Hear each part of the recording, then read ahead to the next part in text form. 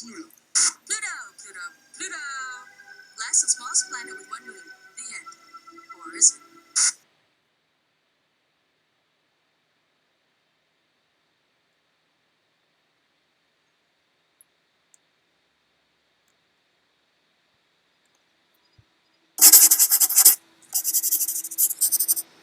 The word planet is something that humans made up. Pluto's still there. I don't think there are any Plutonians who are the slightest bit concerned about what we call that. However, it should be noted that Pluto is smaller than the Earth's moon and is one of many, many hundreds, maybe hundreds of thousands of icy objects out there. So I have no problem with Pluto no longer being considered a traditional planet. Instead, now, Pluto is the first among its own class of planets called, or class of objects called the Plutoids. Oh, that's cool. Be a Plutoid.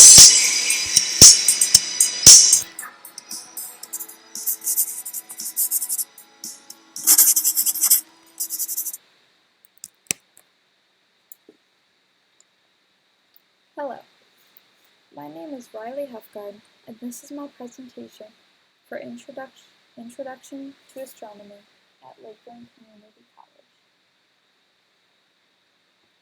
The topic that I've chosen to discuss is the original dwarf planet, Pluto. This is an important topic to talk about because growing up in school, I learned that there are 9 planets in the solar system, with Pluto being the last one. This concept is seen in the first 2 Grammar to Science Lab videos, which were released in 1998, almost 20 years ago. When Pluto was changed to a dwarf planet in 2006, myself and many others who learned the original concept of the solar system as 9 planets did not understand why this change occurred. This new concept is seen in the last Grammar to Science Lab video, where he talks about why Pluto got changed to a dwarf planet and why it is not a bad thing.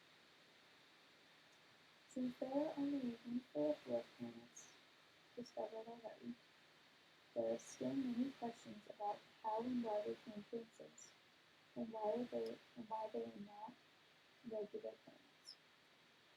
In order to get an understanding of this topic, some concepts that I will be discussing are: what is a planet? What is a dwarf planet? How to tell the difference between them, and the Kuiper Belt where Pluto is located.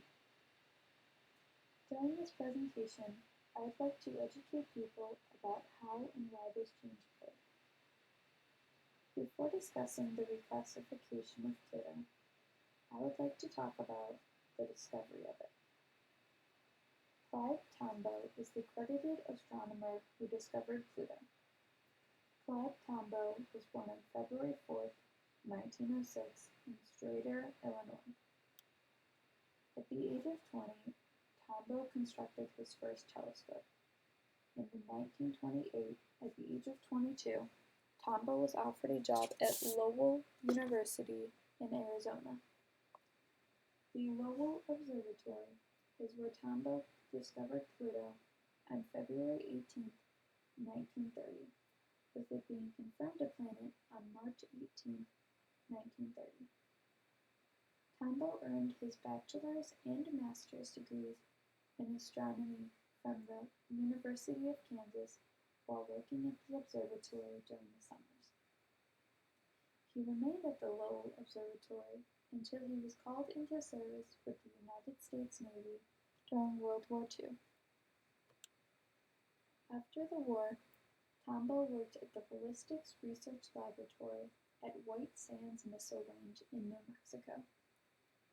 From 1955 until retiring in 1973, he taught at New Mexico State University. Tombaugh passed away on January 17, 1997, in Las Cruces, New Mexico. When Tombaugh was hired at the Lowell Observatory in 1928, he joined the search for the missing planet, which they called Planet X.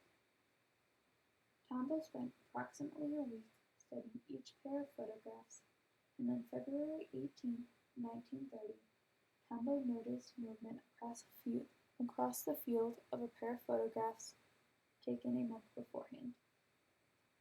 After studying and confirming the object, on March 18th, the Lowell Observatory announced the discovery of a ninth planet. The planet was named after the god of the underworld, Pluto.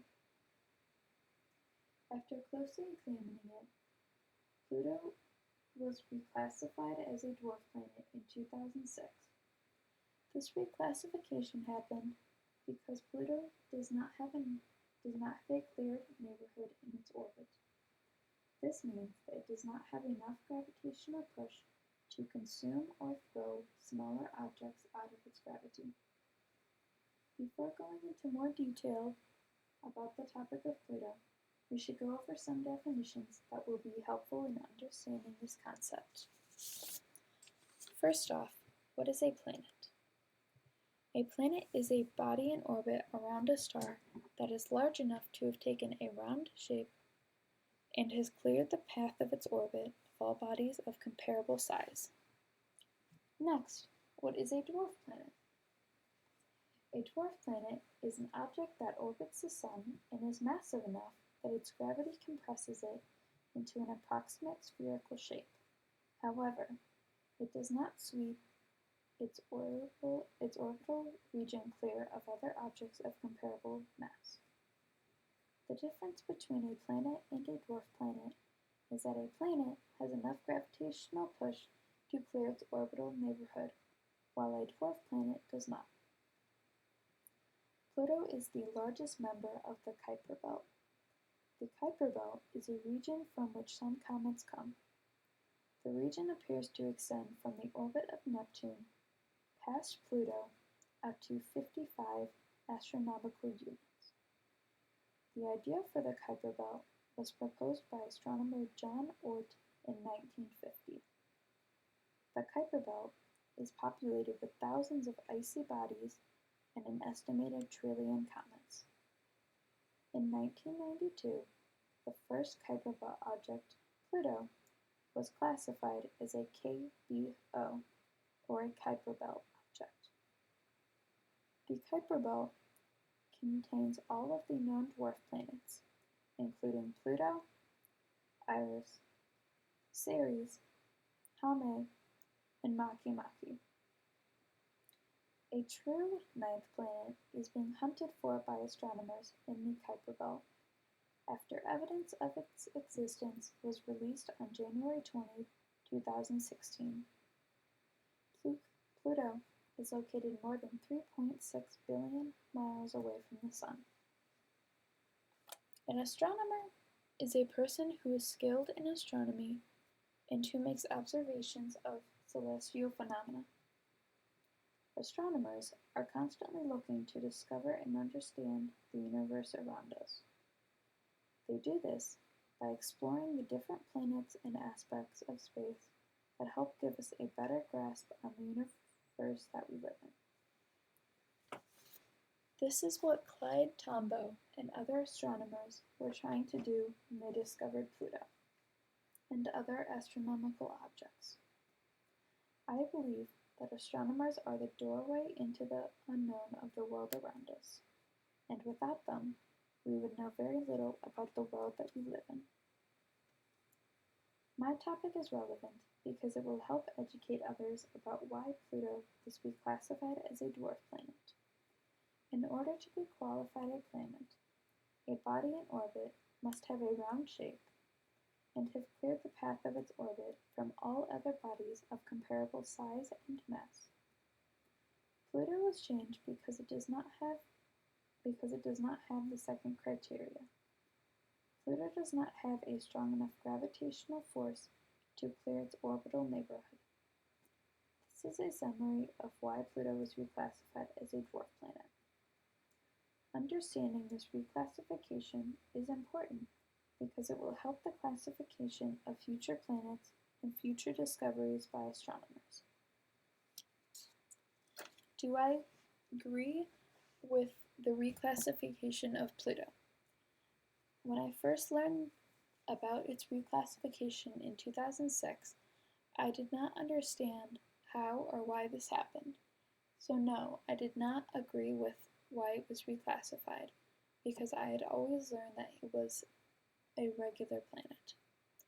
After doing research for this presentation, I now realize that the reclassification of Pluto is correct, and I do agree with it. In the second Bill Nye the Science Guy videos, it is said, the end, or is it, about Pluto. This proves that since the beginning, it was always an oddball planet compared to the other planets.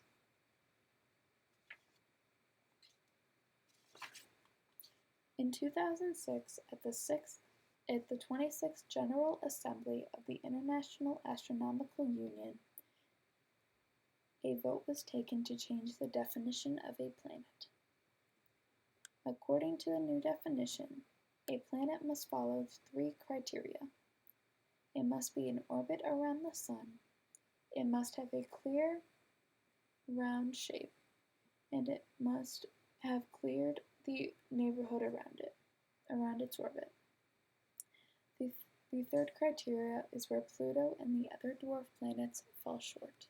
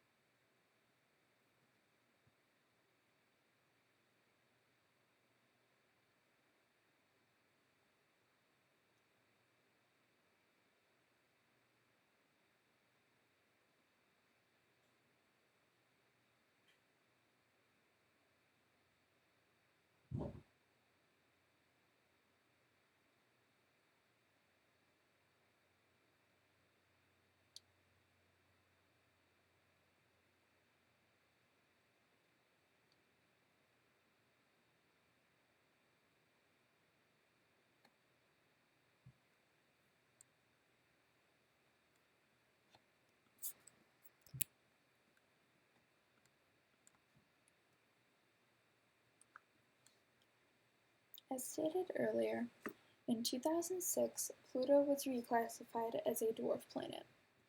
I now believe that this was the right thing to do, because, as stated throughout this video, it is very different from the other planets. Pluto is the size of our Earth's moon, which makes it tremendously smaller than any other planet.